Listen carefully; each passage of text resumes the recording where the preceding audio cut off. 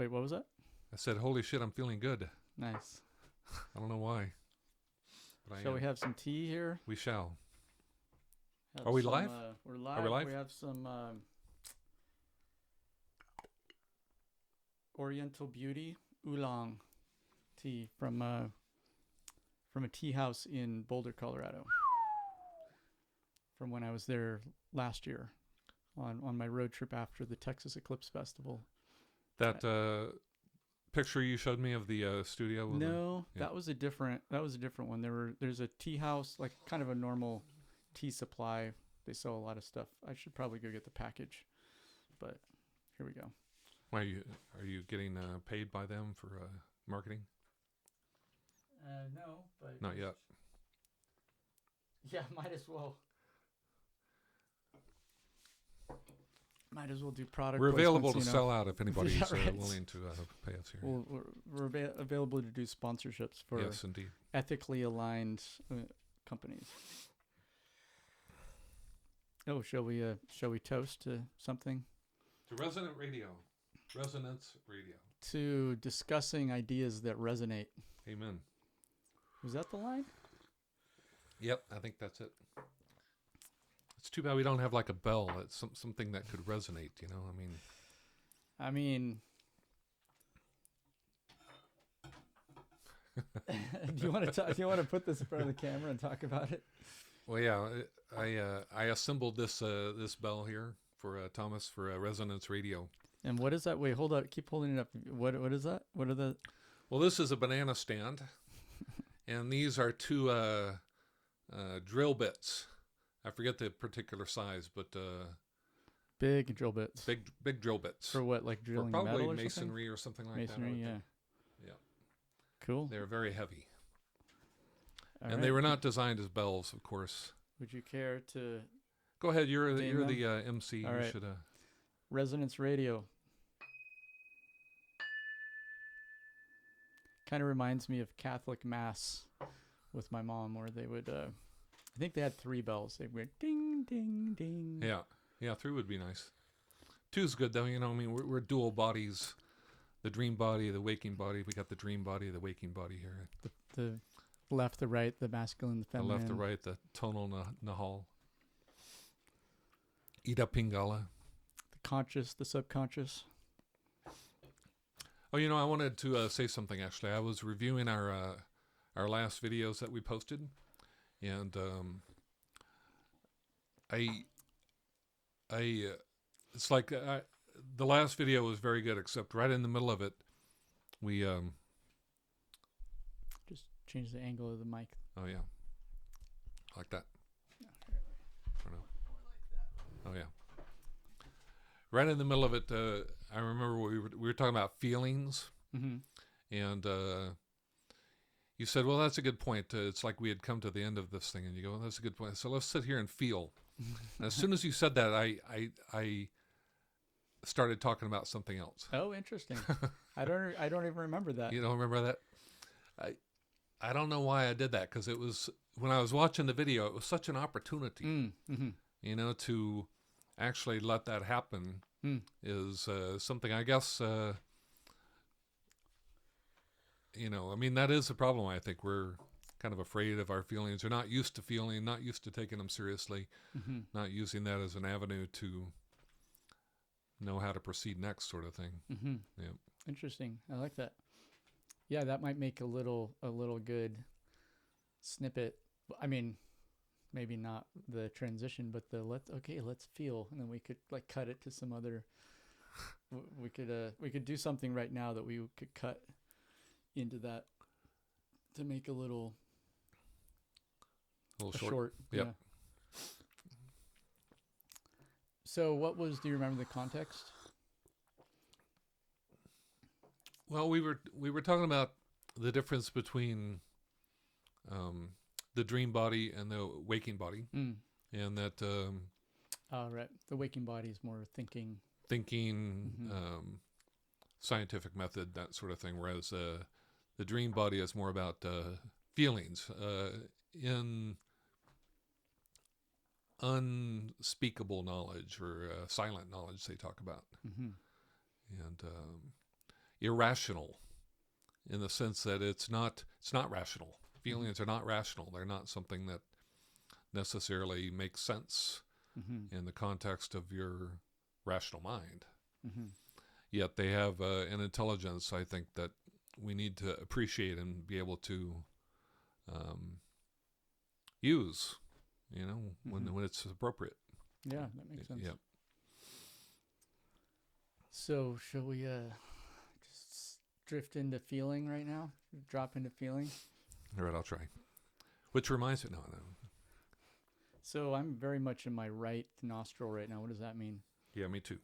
Is that That's thinking? Pingala. Yeah, that's the right side. So maybe we just accept the fact that we're in thinking mode and not feeling mode on a podcast. Well, if we had dandu sticks, which are what the Swara yogis would use, they would have a stick that they would lean their left arm on, and what that does is it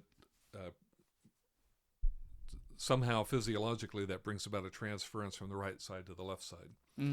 Oh, I see. So we would actually lean on our left side? Yep. You'd place the stick under your left armpit and then put pressure on that side. And then it's like you can also do it by laying down. If you're in your right side, you lay on your left side, and you'll find that your left. You lay on your right side so that your left side is open, and then that opens the left side. Interesting. So it's all based upon the idea that certain tasks are favorable associated with either the left or the right nostril. So if you know that you need to be doing a certain task at a certain time, you can change it, like if we needed to be. But I think, anyway, yeah. Yeah, I mean, it brings up the question right now, like, is a podcast, or what we're doing right now, recording a conversation, to what degree is being on the left side in a conversation beneficial or desirable in the context of like recording it to have it up on YouTube or whatever? Is there a type of conversation? Like, is there a different type of conversation that's more one side or the other, or are conversations generally more thinking right Pingala? You know what I mean? I think it would definitely be a different sort of conversation if we were both in our left left side awareness. Yeah. Yeah, it's an interesting realm to explore. Yeah. Experientially, like not just intellectually, right? Not just think about it and talk about it from a left brain, right side approach, but actually explore by being in that state. Yeah. Another way of looking at it is mind versus heart, I think. So you can be in your mind or you can be in your heart. Your heart is more the feeling you feel with your heart, they say, right? So, yeah.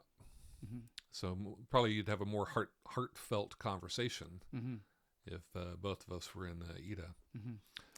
And to what degree does like caffeine and tea, like we're drinking black tea and we had coffee for breakfast? Coffee, I would think, would definitely be a Pingala. That gets you active. They say marijuana is yin, which is associated with Ida. So marijuana, if you were to smoke marijuana, that would theoretically encourage left side awareness, which makes sense. Right. Yeah. And I think the Kogi consider coca or mambe to be more feminine, right? And when we say right there, left. We're talking left side of the body. Left side is Ida. Which in our Western thing we call right brain, because strangely the right brain controls the left side of the body. Yep. And tobacco or umbil, which is the paste made from tobacco, is more masculine, But what's interesting about, I guess, so the tobacco is more grounding. It makes you more present, physical, drop more into the physical body. But I also kind of think of that as more heart, being more present, Being more whereas grounded. Yeah, that coca would be. is more like ethereal. And is like ethereal, that seems more, I guess that does seem More masculine. more masculine. Yeah. More sun energy maybe, or Sky is Sky. considered, the male sky mhm. and the female earth. Yeah. So it's possible that I also have those flipped. Like it's possible that when um I'm trying to remember from years ago when I was in Colombia, it's possible that I got the masculine feminine association with those flipped. You know. But I find coca to be very like um activating, very you know, The coca leaf. the coca leaf. Yeah. Yeah, more conducive to work, to like mental activity. Yeah, that's Pingala. That's All Pingala. the way. Yeah. Whereas tobacco, I mean, if I have enough of it, it's kind of like a head rush. I just want to sit, ground. It's like Mm-hmm. take a moment, like feel into the body. Yeah, interesting. So maybe tobacco in that sense is more feminine. Yeah. Yeah, and there's I'm sure that it's a spectrum also. It's not Mhm. that one is it's like they have All one or kind all of the mixed other. qualities Yeah. to a certain extent also. Yeah. Yeah, I just know that there is an association for them of masculine and feminine. And so they take both at the same time. The idea being to balance so that you're not so one or so the other. So what do you think? Should we try for a feeling? It's a big commitment, especially since we've been drinking a lot of tea and caffeine and Yeah. So yeah, let's let it organically. yeah. Yep. I mean, I almost feel like we'd have to take a pause and meditate and do some stuff to like shift. Yeah. Yeah, I agree. It was natural in our last conversation that, but now I think. And it seemed like I remember testing, the airflow through my nostrils, and it was kind of balanced. Yeah, exactly. And so right? we were a little bit more. We could have gone either way with it, maybe. Yeah. And right now I think we're more left brain, right side. This is a technology which I think is extremely valuable to people if they could use it effectively. How so? Well, like I said, there's certain tasks. According to Swara Yoga, you are guaranteed to fail if you approach a Pingala task and you're in Ida. You can't be successful. So, I mean, if that's true, that's pretty useful knowledge to know about, In other words, you can bang your head up against something for a long time, and maybe it's just not because you can't do it, but you're not approaching it from the right mindset. Mm-hmm. Yeah, that's actually reminding me of something that there's this guy up on the San Juan Ridge, Justin, who's a teacher and has kind of a group of people. And I tuned into one of his teaching sessions. And he was talking about the importance of knowing where you're at as a starting point for progress on the spiritual path, let's say. We can be so fixated on enlightenment or like the goal. But if you don't know where you're starting from, it's hard for someone else to give you any advice too of like how to get there, because it has everything to do with where you actually are presently. Yeah. And also the thing is if you know where you are, you're in a much better place to go anywhere. It's like if you don't know where you are at, so to speak, it kind of almost is irrelevant to talk about getting any other place, nonetheless a specific place you want to go.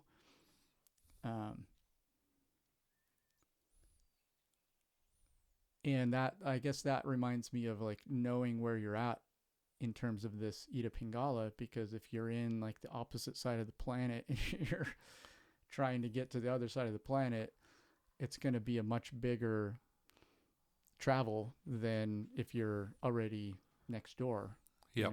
so to speak. Well, one of the most obvious examples is if you're approaching a teacher or your boss or somebody, you should be Anita, because these are relative terms, right? It's like being Anita doesn't mean that you're feminine, right? It just means that at that moment you're open and accepting to someone delivering you something, right? Which think of it in terms of there's gender and sexuality where that is physically manifested, right? But in the mind, we both have Ida and Pingala in us. And so if you're approaching a teacher and you want to benefit from his teaching, then you need to be open to it, right? And he will be, a real teacher will probably be in Shushuma, which is a higher state, which is like where there's a balance between these. And he's not one or the other. He can respond to either one in the moment. But if to impart information to someone and for them to accept it, they need to be Anita. Yeah, that makes sense. And this also applies to the thing that I've been fascinated about recently is not just recently, but more recently, is this idea that we have a dream body and a waking body. And the dream body is Ida, and the waking body is Pingala. And it's like I'm fascinated with this idea of becoming lucid in dreams. And it's like the dream body to me is we have these two bodies, these two presences within us all the time. Right now, both of us have these two presences, and right now our waking bodies are having this conversation. And our dream bodies are in there listening. They're passive at this point. And if you were Anita, that doesn't mean that you're in a dream. It just means that the dream body is receptive inside of your body at that point. But and it's a spectrum also. And responsive? What did I say? Receptive. Implying just receiving, but also like interacting. Like the way I behave in a dream is maybe different than the way I would behave in my wake, conscious. Or what do you think? I didn't mean to cut you off there. You were going somewhere with that. Well, I was. It's a good point. It's complicated, right? Because it's like with a monad, we have the health mode, which allows you to show the Ida Pingala rhythm throughout the day. Throughout the day, you've got eating and sleeping is Ida. And then physical activity and thinking is Pingala. So after you wake up, you have a period of Pingala, and then you have to have breakfast. Then Pingala again up until lunch when you eat again, and then you go into parasympathetic activity, which is Ida. And then, so there's this alternation of eating activity during the day. But then there's also, in the nighttime, there's sleep, which is non-REM sleep, which alternates with REM sleep. So and then you can look at Ida Pingala sleep. The whole period of sleep is Ida compared to the period of day is Pingala, even though there's Ida Pingala within both the day and the night. So in other words, you're not just always Ida during the day or during the waking time or at any time. I mean, yeah. There's this balance that is going on. Cycle, a rhythm. Yeah. And to me, what the goal is to create a bridge between those two. So those two have easy communication between each other. It's like, that's why this idea of lucid dreaming is so profound to me. It's just this idea that you can be awake in a dream, which right there is it's this combination of being awake, that's Pingala, Mm-hmm. in a dream, that's Ida. Mm-hmm. So they're somehow bridged at that moment. Mm-hmm. And that to me is a profound state. I want to experience that state and get familiar with that state. And to what degree is that, like, if you apply that to waking life, you could also realize that you're also dreaming. You're not just in this completely separate waking, but you're actually dreaming right now as well. Yeah, there's dreaming is. Let me read you this. I've got this book here. And this might relate to the question I wanted to ask is, what is the lineage or source of this idea of the dream body and the wake body that you've been reflecting on? Well, the lineage, I mean, I think it's been around for millennia, probably. I'm sure there's been people studying their dreams. Mm-hmm. My own particular influences, Mm-hmm. in particular with the dream body and the waking body, is one was a book I found on Swara Yoga, the tantric science of brain breathing, and also the works of Carlos Castaneda in particular. He talks about, one of his books is The Art of Dreaming, and his whole teaching involves basically it's acknowledging that the dream state is a real state, as opposed to our society seems to discount the dream state as being either the product of just, electricity, chemical stuff going up in the brain, which is not significant, or it's servicing of a computer or something that, it doesn't give it credence. But Carlos Castaneda says that, you should be able to be conscious in your dreams. And I mean, his whole teaching, involves like students meeting up in dreams from his, they come and they find the other person in their dream, and then they dream together. Mm-hmm. And there's whole dreaming societies. The Egyptians, the Chinese have had dreaming societies, Aboriginal societies, primitive societies. Often they dream together. They have dream experiences that they share, and then they talk about it, and then they interact together in the dream. And that, to me, we're stuck in this one waking reality, and everything else is discounted and forgotten.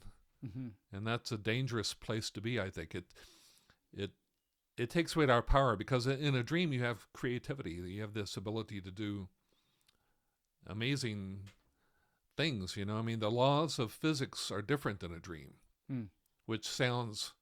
How does that sound? That sounds ridiculous, right? How could the laws of physics be? It's like most physicists believe that the laws of physics are the same everywhere, right?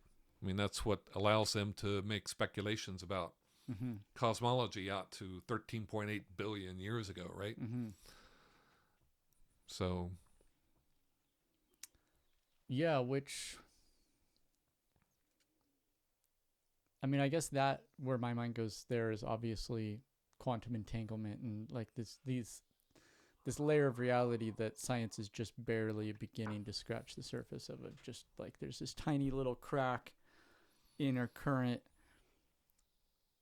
physics model of reality that this entanglement layer of reality, which is much more instantaneous, simultaneous, interconnected across time and space, yep. than what our current model, which is based on the speed of light and electromagnetics. So, within current physics, there is just a tiny little pinhole of insight that's just beginning, or not even insight, just recognition of there being this other extremely significant part of reality that science is just beginning to discover. And if the dream, like you said, physics is different in the dream. You can fly in a dream. In a dream, in the dream world, in the dream space, in the dream reality. or in the side of reality or in the part of reality where dreams are happening, then to what degree is, I mean, obviously that's always been there, right? And people, mystery schools, secret, schools that have developed, like let's just say, I read a little bit of the 12th degree of the Rosicrucian teaching. It's exploring, doing lessons to learn capabilities and skills in these areas that we're talking about. Like these teachings have been around for thousands of years to develop skills to navigate these spaces. And then like what you're talking about is societies or groups of people dreaming together and kind of having that as part of their just normal, their idea of normal is that there's this side of reality that can be explored through dreaming that we're not really able to explore in our physical body. And one way of thinking about it, that is because the physics are different. And you can explore in the dream body in a different way. You can fly, your dream body can fly because the physics are different in that aspect of reality, or, yeah. Yeah, it's to me it's I don't like I don't know how to account for the fact that the physics is different, other than to say that it's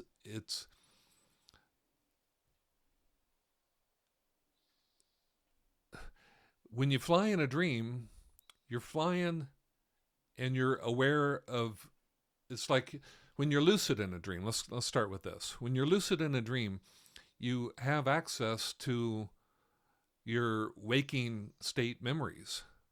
I mean, you are that person still that you are when you're not dreaming. Yet you're able to do things in that state as a dream body that you can't do in your waking body. And so to me that implies that there's two. First of all, it's like, or that you believe you can't do in your waking body. That you, well, yeah. I mean, maybe that's it. But first of all, it implies that our waking state of consciousness, which has to do with separateness, objects that exist independent of everything around it, which you can then, apply physical laws to, and, gravitation and all these other things. You're dealing with an object awareness. Whereas we know from quantum physics that the underlying reality is quantum physics is the underlying reality. Newtonian, Einsteinian physics is actually an emergent quality at a higher level. This is my understanding anyway. And so somehow I believe that even though the laws of physics are profound and obviously are very predictive in terms of the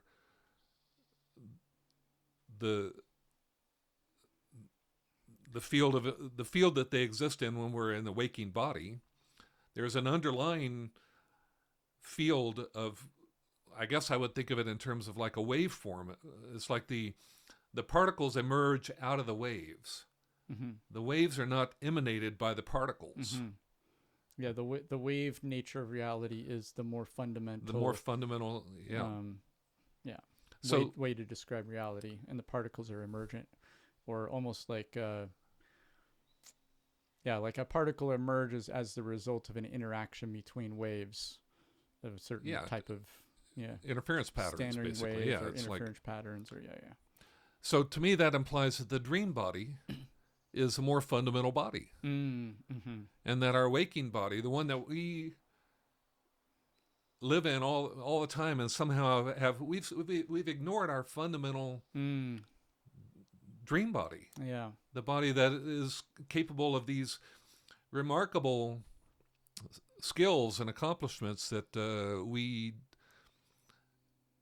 don't want to know about, don't want to experiment with, or crazy. have been conditioned to Yes, is to ignore, social conditioning or is what devalue, or to find as insignificant, which reminds me of Ingo Swann's point in his book Secrets of Power, where he said that one of the ways in which the depowered are trained to keep themselves depowered is by attributing significance to the insignificant and to attribute insignificance to the significant. And the primary significant thing that we are trained to attribute insignificance to are our powers. And I would, looking at it through that lens, in the way you just described it, the dream body and the dream in general is far more significant than what the modern, conditioning would have us attribute significance to. Yep. And yet, so few people are comfortable with their dreams or even remember them. Mm-hmm. Because that body is, it's a different thing. This is a really beautiful. You were about to share, but can you put it up to the camera? Yeah, a field guide to lucid dreaming, and a highly recommended book here. And this, I just read this. I'm right in the middle of this. Where was it? Okay, this is talking about a section called superpowers, which you can achieve in a dream. And the chapter before that was the natives. How to interact with other dream figures, which are not necessarily the figures that they represent in real life, but they're something. You have an interaction with a figure in a dream. What does that mean? Anyway, there's all these different. This chapter on superpowers is talking about extension of the mind. The fabric of your dreams is really just a part of your mind.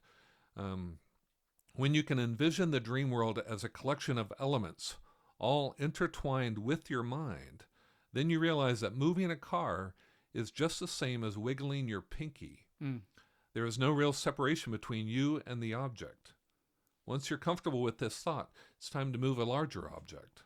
And you can do this in a lucid dream. You can you can change. It's like you can change stuff and move stuff around. And then one more paragraph. In the dream world, you can feel the connection between you and the outside world. The entire dream feels alive and conscious. Even the air around you pulses with a presence. Remember, you're not manipulating the external forces of gravity. You're manipulating yourself. And this is what I think is key, is that self is the dream body, which is connected, which is the universe in a certain sense. It's like the waking body is the tip of the pencil. The dream body is the pencil. Right? The whole thing, it's like, and the hand holding it all the way out to, the universe, basically. It's like, and it's like, that's what a feeling is. A feeling comes to you from the universe. It's like a whole different way of interacting with the world around you, where you identify with the world around you. And the more you can identify with that world and everything, and accept that you're one with it, that's what allows you then to have these supposed superpowers, and to be able to fly, and to do things that you can't do in your waking body. I love the thing you said, which was the dream is the more, or the dream body is the more fundamental version or part of you, and the waking body is derivative, or similar to a particle being derivative of the wave nature. It's the exact opposite of the way most people think of it. And in terms of significance, Yep. the dream body is the more significant body than the waking body, which obviously brings up that, what is it, the Plato story of like where like people in a cave seeing the reflections of shadows, projected onto a wall, and then there's somebody that's like trying to get you to go out of the cave and see the real world, and and that, to me, that's a metaphor for what we're talking about here. And so the metaphor would be that identifying with the waking body is like being in the cave and thinking that the shadows projected on the wall is all there is. Exactly. Yep. Which also connects to this, this realization I had that I wrote in a blog, the real 99%, which I've mentioned a few times, which is, just this idea of we attach our identities to these kind of irrelevant physical traits, skin color, or like region of the planet that we live in, or, our physical biological gender, or whatever, our language or our culture. Yep. Culture is getting more into our country. And those identities are more significant than the identity of we are beings that are more than the physical, which I think relates to this idea of the dream body as being the more significant aspect of the self. And it's that aspect of the self, the non-physical aspect of the self, or the more than just the physical. It's not to say that we have this completely other body that's completely separate from the physical self, right? No, but in fact, it can't be separate from anything, including that physical self. Yeah. But it's kind of like, I guess a simple metaphor for me, just because I'm familiar with electronics, is like a coil, an electrical coil.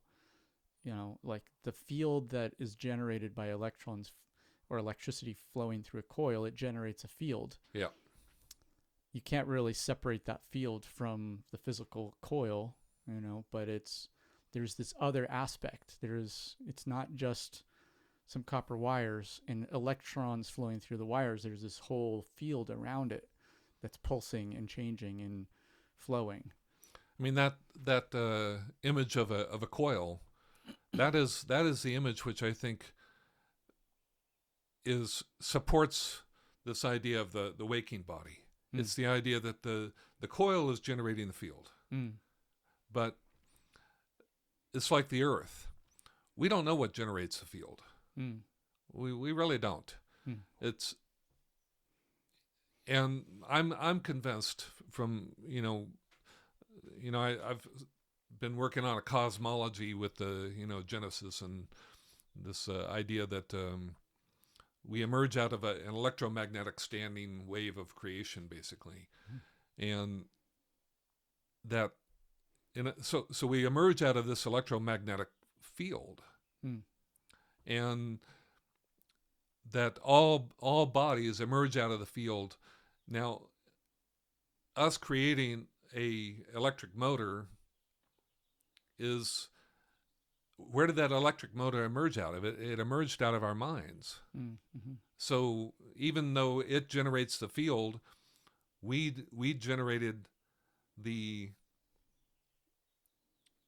idea which led to the motor, right? I mean, and you could also reframe it to, is it generating the field, or is it aligning particles in such a way that allow the field nature, or this wave nature of reality that's pulsing, like this idea that the 0 point energy, like there's more energy in a cubic centimeter than the known matter of the universe, or whatever, or some version of that. Yep.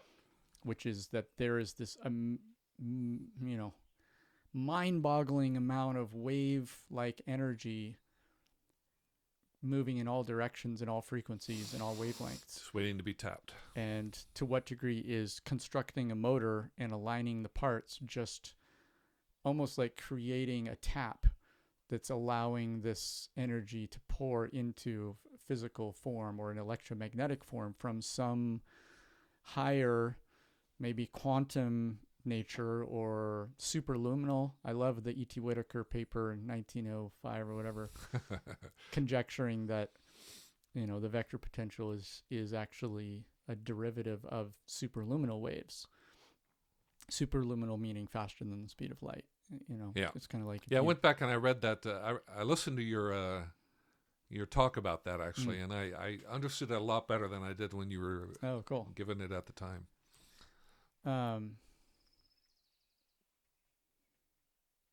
Sorry. Yeah, no, that's okay. I don't know where I was necessarily going. I didn't necessarily have a destination with that. I was just riffing on the ideas. But back to, like, I think I really like this framing or this description of the dream body being the more significant of the two sides, aspects of the self. There's the dream body, there's the waking body. There's the non-physical, there's the physical. They're kind of two different ways of saying, I think, describing the same thing. When I was talking about the real 99%, the 99% was referring to this idea that 99% or vast majority of people believe that we're more than the physical. But it also, to what degree could that way of framing things, like the real 99%, be the real 99% of the self is the dream body self? Yeah, exactly. That's beautiful. And then what? Okay, so if we step through this door into accepting or being open to this idea that the dream body is the more significant body, and if we're open to that idea or that possibility, then what? What is that? It's kind of like Stefan Schwartz in terms of remote viewing. Stefan Schwartz is one of these guys who was involved in remote viewing over decades, and back when Ingo Swann was involved in the secret military projects and a bunch of these remote viewers that are now giving talks and stuff, they were all part of these secret, military government stuff, and there's a lot of stuff they couldn't talk about. And Stefan Schwartz decided not to do that and wanted to keep his work in the open. He wanted to do open research. He wanted to avoid being constrained by secrecy. Yep. But he also said he was proceeding from the perspective that it's real. I'm not going to spend a bunch of time doing a bunch of research projects to convince myself or convince other people that it's real. What if we just begin from the point of, okay, it's real, now what? What can we do with it, So I'm bringing that up as kind of if the more significant version of ourself or aspect of ourself is the dream body, then what? What is that? If we step into that reality or that way of interacting with it or the way of being in reality, then what? What does that give us? What is? Yeah, that is the question, right? What is its why are we where we're at now? Is another way of looking at this. I mean, it's like we've discounted the dream body, and we've lost our freedom in a certain sense. It's like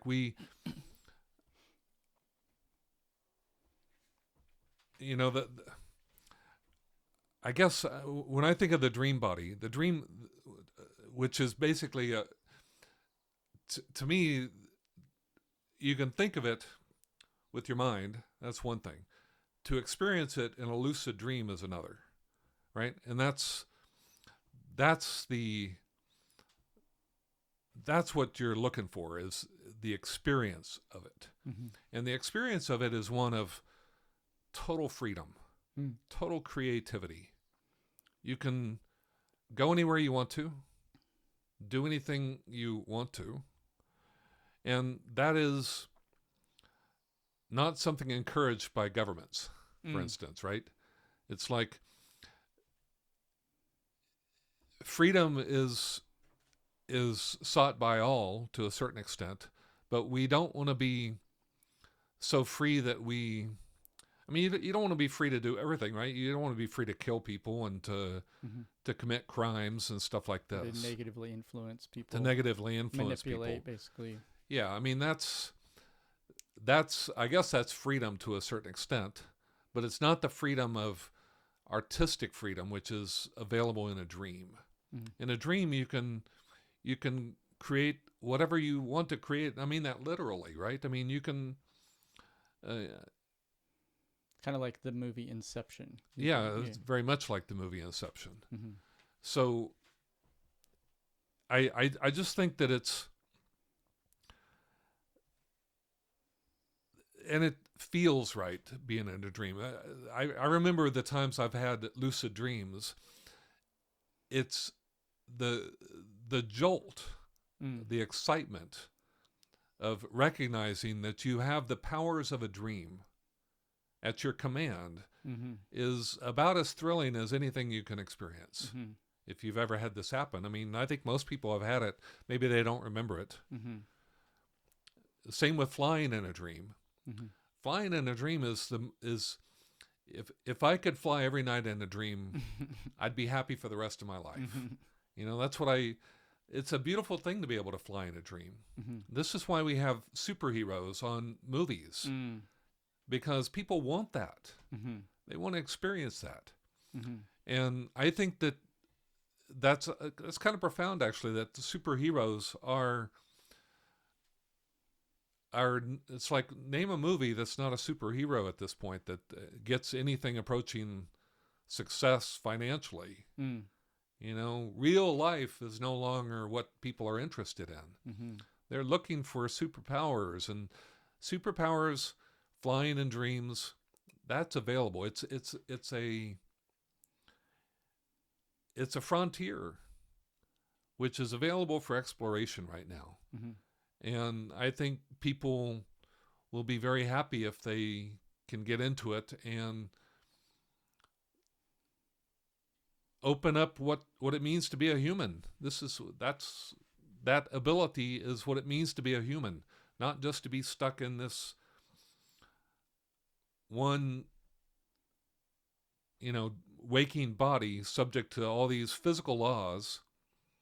I mean, that's a good body. That's where you learn stuff also. Without that, there would be no constraints on people. There would be no, the two together. You need the two together to truly develop what the Toltecs would say is like a true man of knowledge. You can't just have one or the other.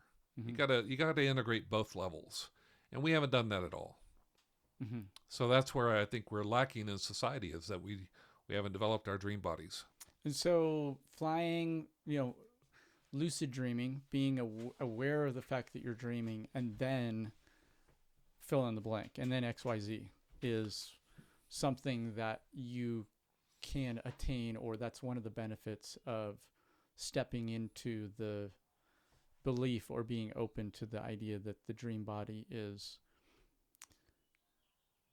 I think that for someone who attributes insignificance to dreams or to the dream experience, that sounds like, oh, well, that's fun. That's okay. I could fly in my dreams. Okay, that might be worth developing just to have the experience. It is.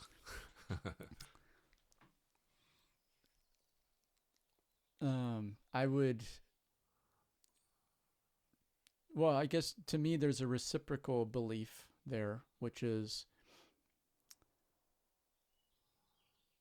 one can also open one's experience of the waking world to have more dreamlike experience within the waking experience. And what are ways that could look like too?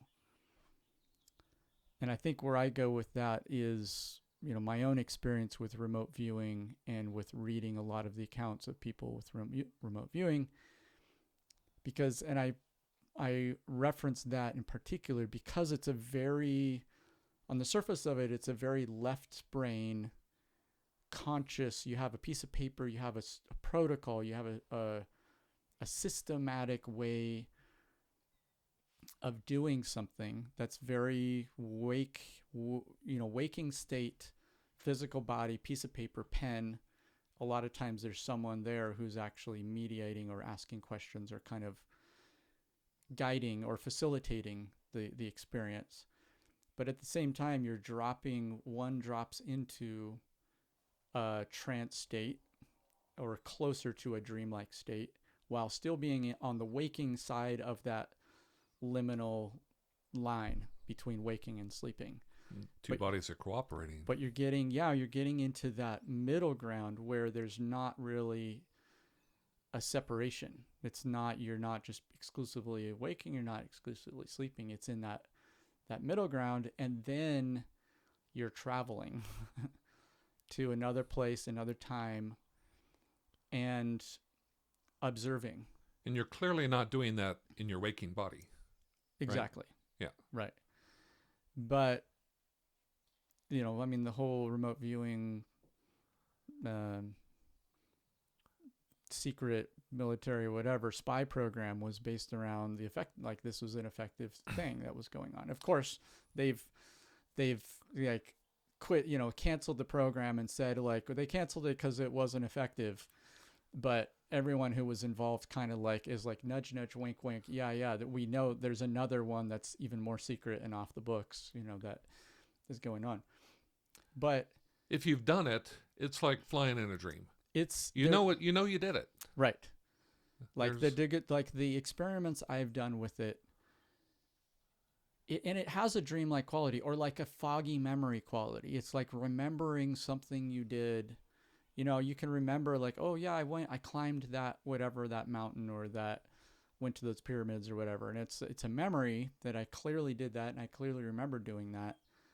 But the actual experiential memory of it is very kind of dreamlike. That's the nature of it. Yeah. And the remote viewing experiences I did were very much like that. It's hard to discern whether it's imagination or actual dream body perception, or non-physical body perception, or, there's all these different words to describe the same thing. But an example, not of my own experience, but of, the remote, from the remote viewing canon, is there was this guy, Pat Price, who was considered to be one of the best remote viewers, who was able to go into like a top secret NSA, facility and actually read names of projects off documents, read content of documents in like top secret filing cabinets. And that turned out to be real and rang alarms. The organization thought that there was a mole, thought that someone in the organization was leaking information, and it was just because he just had the ability in the waking body to access that dream body and extend consciousness over to some place on the other part of the planet and like move around and see with second sight, with a different sight. And so I guess I bring that up as there's like the two sides, right? It's not, this isn't just to someone who's questioning like the value of lucid dreaming as, or has this programming of dreaming being insignificant. Right. To me, these stories from the remote viewing projects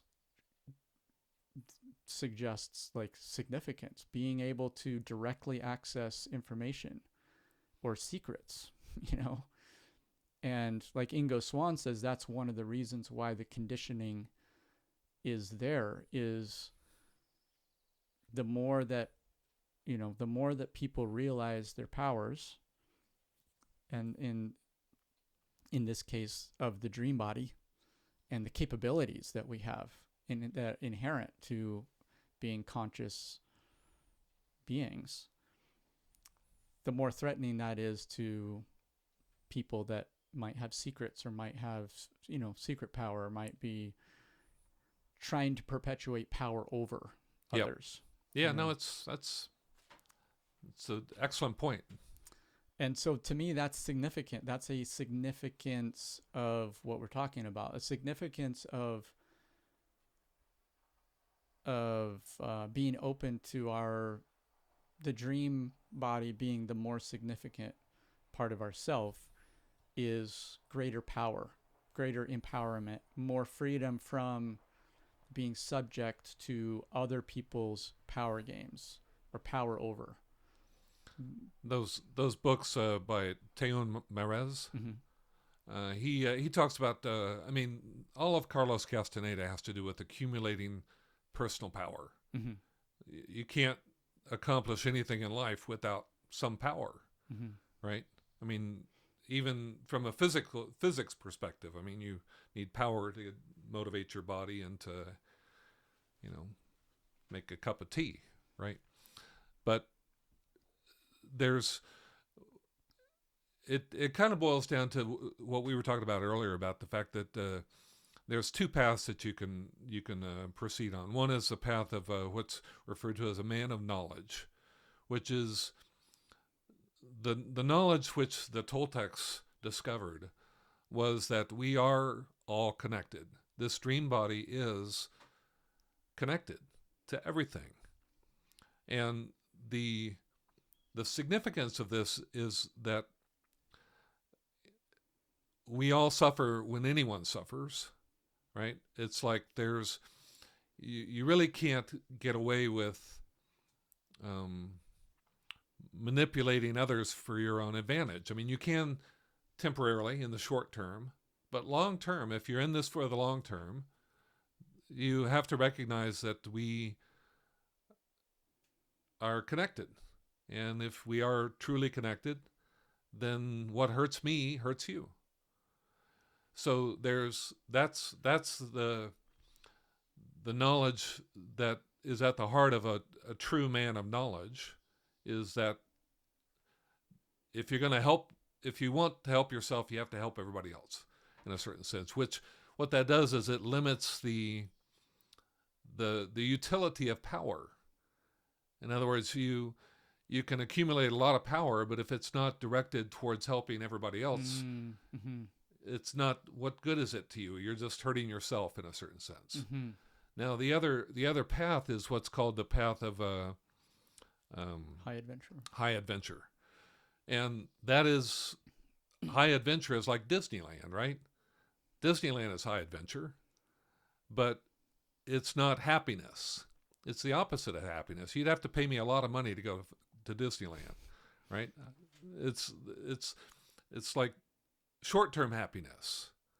Whereas, so yeah, you can accumulate power. You can get a kick out of, manipulating people and screwing with their minds and doing all sorts of stuff. It's like stealing their secrets, and, our society is caught up in that right now. Mm.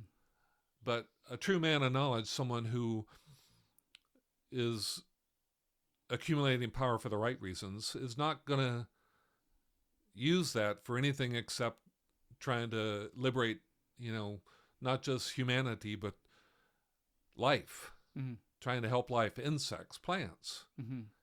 The ecosphere, the biosphere, the whole universe in a certain sense. It's like out to the, the bucket experiment, out to the whole of everything. It's like, what's good for the whole, the whole living whole. And maybe recognizing the fact that one's personal power is directly connected to the power that the power of the whole universe. It's not separate, and it's dependent on. There's an interdependence between the power of the whole and the power of the individual. And by honoring that, you inherently recognize the value of each other individual having their own personal power. And it's less about, whereas the high adventure, there's maybe more of the temptation to have power over. Yep. To extract power from others and to have power over. And that's like the power games that Ingo Swann talks about in his book, The Secrets of Power, which is the kind of like manipulation and conditioning of people to be depowered so that those who are empowered can like maintain their power over. It's a different type of power than Yep. what I'm hearing you say about the path of knowledge is more recognizing the value of everyone having power. Everyone's connected. Everyone's connected. So if that's true at the level that I'm convinced it exists, Mm-hmm. then you have to approach power, as a, you don't want to manipulate other people. Mm-hmm. What good is it? Mm. What's the real value of it? It's like, I love nature. I mean, you just got back from this hike, and do you ever feel better than when you're out in nature? I mean, that's where I want to be. I don't want to be involved in some intrigue and screwing with people's minds. Some underground facility under neon lights. What the heck? That's where is that? Those people are mentally ill in a certain sense. They are. I mean, personal power is accumulated by people that do not have a fully developed knowledge of reality. I know that sounds harsh. Can you say that again? Personal power is personal power as opposed to universal power. Power applied to the whole, with knowledge of the whole, is applied to people who are separate. They're broken off. They're disconnected. Well, because you used the phrase personal power, whereas a minute ago you were talking about personal power in the context of like as a good thing, as like the path of knowledge. So you use two different versions of personal power. I just want to clarify that. So just now you were describing personal power as being broken off or separate or something. Yeah. I mean, I guess I'm saying personal power without the context of the living whole that you're a part of. It's like most of our society seems to be searching for power to accomplish things that are good for them. They're not trying to add to the health of the whole. They're just what's in it for me, what's good for me. That's personal power without or selfish power. Selfish power, yeah. Yeah. Because that's a tricky phrase, personal power, because I mean, just even in this conversation, we used it in two different ways. Yeah. I mean, you need personal power. Yeah.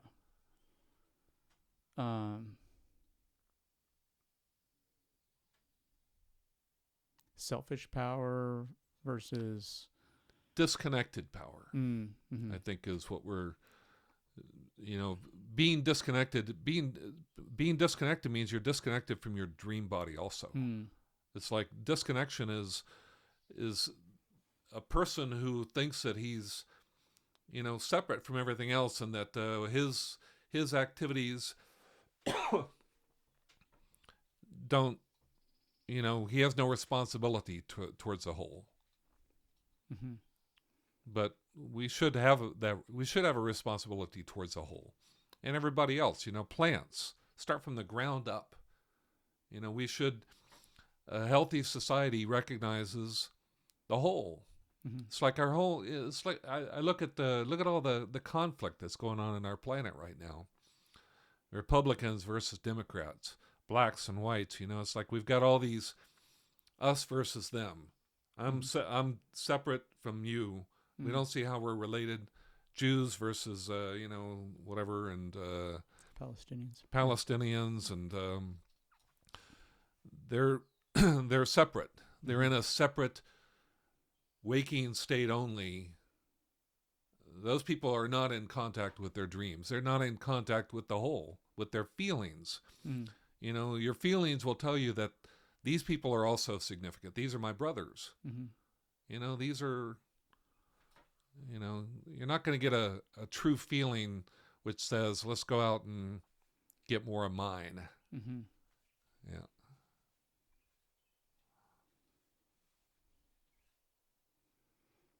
So then what? So what's in it for me? What's in it for To you? not be just in it for me. In other words, like like why transition from thinking that the dream is insignificant and the dream body is insignificant to the dream is significant and actually more significant maybe even than waking, wealth and power in the material sense. Like what is wealth in a dream sense? Wealth in a dream sense is flying, man. If you've ever flown in a dream, it's the most exhilarating experience I've ever had, probably. Mm. Just, that and being lucid in a dream, Mm-hmm. that knowledge somehow that you can be in this state is pretty amazing. And to think that is our birthright. It's what we really are. And somehow we've gotten trapped in this. We're in a jail, man. Over-identification with with physical. This waking body as being, no, this is what we are. Just this is sad. So freedom. Freedom, like the man. wealth is the freedom. The wealth is a freedom, yeah. That's exactly right. The wealth. Freedom to experience, flying, lucidity. These are beautiful things. And they're beauty. Yeah, beauty. A different, like a profound beauty, or a profoundly different way of experiencing beauty. Yeah, and it's like what Einstein said, that the greatest experience he's had is the experience of oneness, or what did he say? The one about the pursuit of I can't think of it.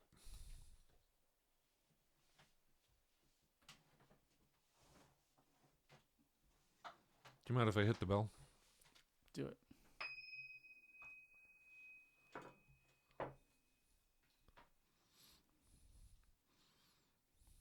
Let's pause here for a sec. Yep. Okay, so we found the quote. The most beautiful experience we can have is the mysterious. It is the fundamental emotion which stands at the cradle of true art and true science. He also said, whoever does not know it and can no longer wonder, no longer marvel, is as good as dead, and his eyes are dimmed. That says it all right there, right? About dreams. I mean, I don't know if he's speaking specifically about dreams, but he might as well be. Mm-hmm. The mysterious. Dreams are about the most mysterious thing out there. Mm-hmm.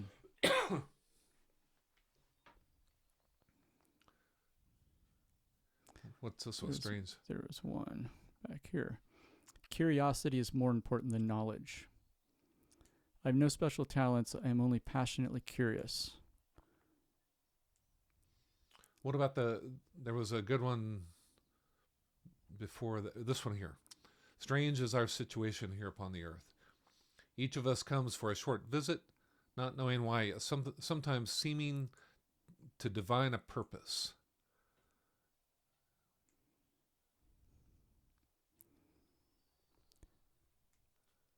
And this is, he's talking about the man of knowledge right here.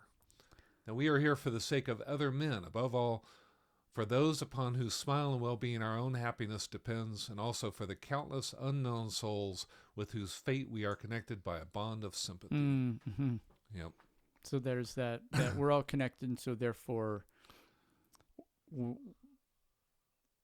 it's dumb to not be working towards the betterment of unknown, because we're all connected to people that we don't even know. We're connected in unknown ways. Like the mystery. Yeah. The mystery of the degree to which we're interconnected.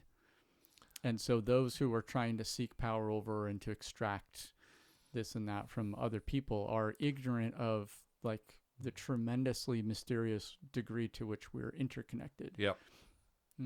Extremely ignorant and extremely interconnected. Right. And somehow I think that it's related to this cultural mindset we have about dreams.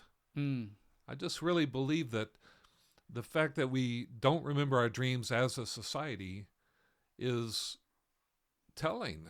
Mm-hmm. You know, it's an indication of a real problem. And I mean, for me, this whole scenario, this recognition of the dream body and the waking body and the swara, it all, it's it's like a monad. Monad has it's a model of the heart chakra of the living solar system, which is a photosynthetic organism, right? And it models the planetary heart biorhythms. So you got the solar day, which is equivalent to the beating of the heart.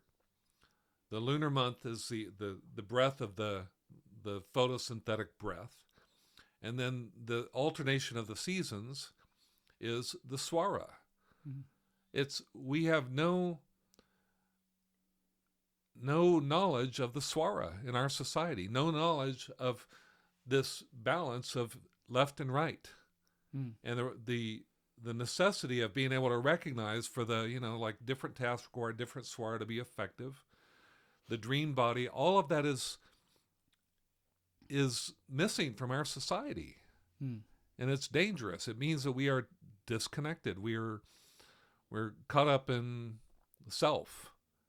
And it's causing a lot of destruction Mm-hmm. and unhappiness, not just for humans, but for other species that are suffering. We're wiping them out, Mm-hmm. We're causing the sixth great extinction. Yep. Because we don't recognize our interconnection. Mm-hmm. Ecology, you need to recognize that every species is a link in a chain. And just because a link is tiny doesn't mean that it's still, you wipe out the bees, we're dead. Mm. I know people have heard about the bees for so long now, they just say, we don't. Mm-hmm. So many things we do that for. Anything that doesn't fit our current conception of our separate pursuit of power is ignored. Mm-hmm. It's all what's in it for me, But and yet it's not and yet. So I think attempting to frame this in a way of like what's in it for me as someone who is preoccupied with a disconnected pursuit of personal power. Or I would say, framing it the way Ingo Swann says it, is actually someone who's attributing significance to the insignificant and attributing significance to the insignificance to the significant. Yeah. You know what I mean? They're like people who are stuck in that place are actually depowered, but they might not realize it. They might think that they're pursuing power, selfish power, whatever, but that fundamentally they are so immersed in a belief system that's inherently depowered that they're actually not powered. So this disconnected power, power inherently, for power to exist in a circuit, it needs to be connected, right? Yeah. But maybe the power that one has in it's impossible to be completely disconnected, right? So we're talking about degrees. Someone who's relatively depowered might think that they're powerful on a personal, selfish level, maybe within the context of a job situation, or they have a little bit of power over others, or even a lot of power over others. But that doesn't mean that they're benefiting from their power. But it also, I think what we're talking about here is another type of power. And once you realize it, you those who, when one finds this other type of power, usually one thinks of it as far superior or far more significant type, level, amount, quality, quantity, of power? Like the power of the dream body power to you, like would you consider it to be a more significant type or version of power than, let's say, the power you get from being the boss of a group of employees or some kind of material world power? Can you contrast these two types of power or that we're talking about? The dream power versus the waking power. I mean, the power that comes from recognizing your connection to everything is not the sort of power that you can use, but it's also not the sort of power you want to use. You don't, it's like to want to use your power to hurt other people is an indication. It's like, I'm sort of a psychiatrist, right? And I've thought a lot about what it means to be criminally insane. And to me, insanity, it's like insanity, that's a plea to get off. If you're in a trial, you've done something, you killed somebody, right? Is this guy criminally insane? To me, anybody who kills somebody is by definition criminally insane. Unless it was, I guess self-defense, accidental or whatever, right? But someone who like intentionally kills somebody. Yeah, someone that kills somebody or even harms somebody is, I consider those people to be insane. They're insane to me is they're so disconnected that they don't recognize their interconnection. And this is what I'm saying. It starts at the ground level. You can't convince these people of that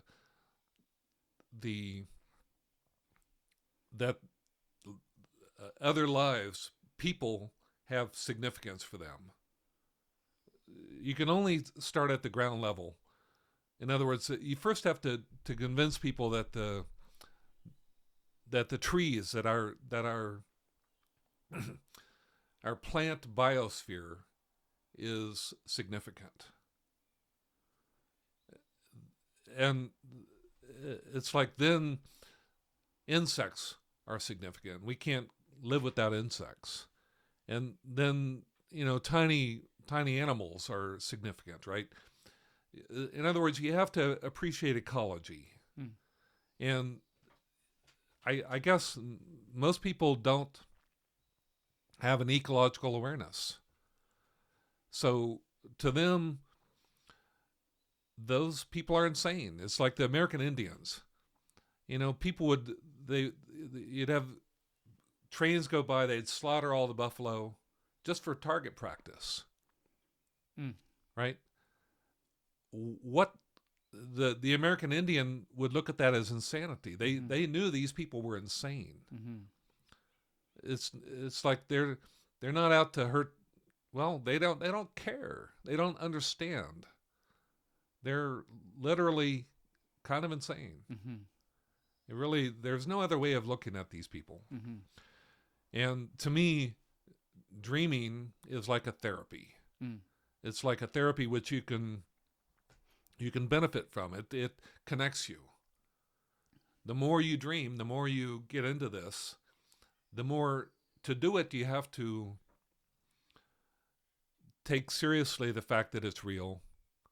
And like that quote I read you about, when you're in the dream, you feel that connection. You feel everything. It's like that's what guides your dream imagery, is the feelings that are going on in that. It's a whole new way of looking at the world than the one that we're operating in the waking body. So, like I said, I think it's an antidote and a necessary step for people to leave this consensual insanity that our modern society judges to be normal.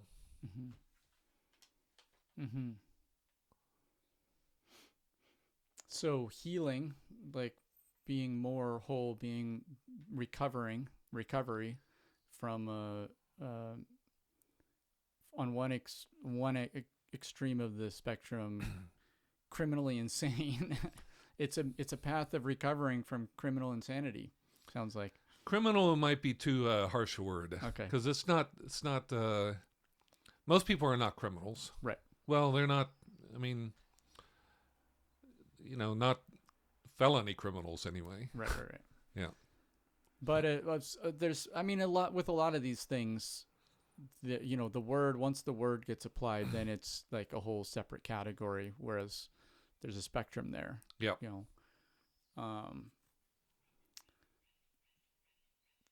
Like a degree of insanity that comes from alienation and separation and being overly attached or overly identified with one separate individual, egoic,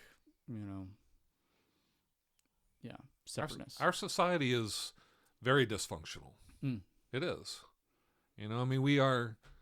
We're the only society on this planet that basically shits where we eat and where we live and where we sleep. We're tearing up the environment. We treat our kids are neglected. We don't,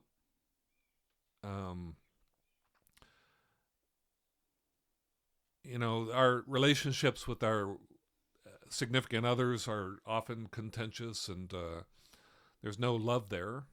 It's just like a marriage turns into you stick around just because you got to be around somebody and these people tolerate you, sort of thing. We're not a happy society anymore. I don't see it. Mm-hmm. And I really believe that all of this is interconnected. And it's related. It's like you can't be happy without being whole. And that wholeness is that underlying dream body. Mm-hmm. If that's whole and happy and understands, then the body that arises out of it, that's sitting on top of that, that's floating on the ocean of that wholeness, can also be happy. So happiness is a reason for happiness opening to this huge reason. Yeah. If anything, as like one word, our country is founded on the idea of pursuit of happiness. That definition of happy is a much more real, connected version of happy. There's the fleeting happiness of excitement and pleasure and Disneyland. And then there's the happiness that's more like a deep, lasting contentedness or contentment. Yeah. That's the real, quote unquote, the real happiness or the lasting happiness. Yeah, which comes from being connected and knowing that you're floating on this dream body. Mm-hmm. That's also you. Mm-hmm. Yeah.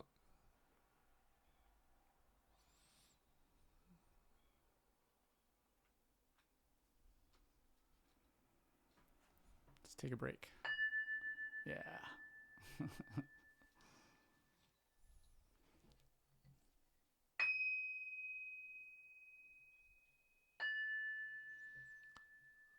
Nice. Resonance Radio. Resonance Radio.